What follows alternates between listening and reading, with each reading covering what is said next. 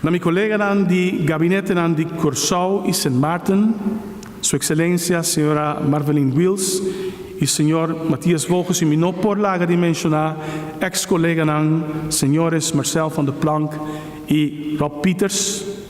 Dentro transcurso de tempo, bota assim a mira é valor de boa comunicação e colegialidade, servindo cada em interesse em particular de nosso país. E dentro processo há que nós compreender também, quizás de uma forma mais scarpa, com vital etapa enfocar a meta comum.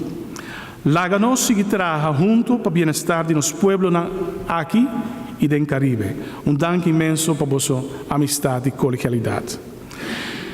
E despedindo, me quero avisar que a mim e minha família está agradecida no primeiro lugar no nosso Criador, para abrir-nos a sabedoria, talento, serenidade e estamina necessário para poder servir nosso povo. Leu de fronteira de nossa dulce isla Aruba. No momento de aceitar encargo aqui, nós assistimos aqui como família e a mira tu reto como uma oportunidade para crescer. Na meu sucessor,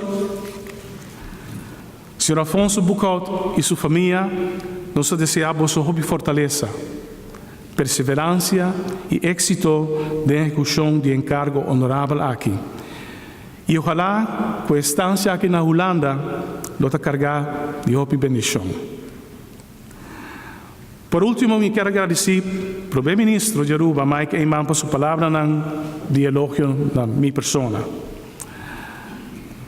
Boa expressão, nós recebemos com grande humildade, para sobre nosso único objetivo de servir nosso povo e sua gente. Mas danke para a confiança, para a guia e inspiração. Danke e turcos para Aruba.